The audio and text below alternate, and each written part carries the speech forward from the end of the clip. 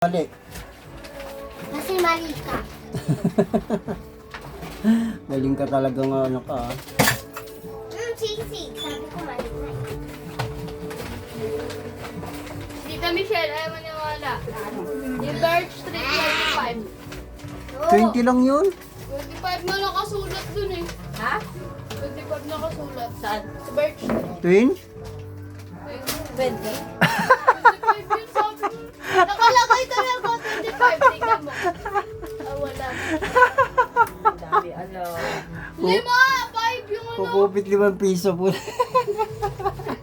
Kaya gagali. Wala lang ako makakain si lulugasan mo pa. Parang chicken oil eh. Papa, ang dami chicken oil. Ano marami? Kunti lang yan. Ano ba yan? Wala. Dahil Wala. na! Oh, sige ito. Baka mo dito ka ni Pipay. Sinisig. Ano sinisig? Nagsisig ka rin. Dito, teka. Nakapakailam. Ay, na plato mo pa. Hindi ko ako plato. Akali plato mo. Dito.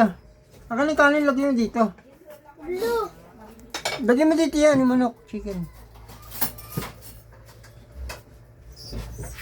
Sabi ko, Jollibog. Jollibee. Pwede kong palibuhin. Mo, sabi ko, bili ka ng fries.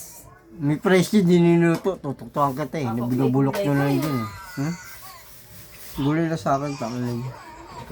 Hindi mo kumakain. Ito ang pangit kasama. Di pa ano yun, Pai? Yung inaano. Kausap mo sino? Dito doon. Dito lang. Wala doon yung isa.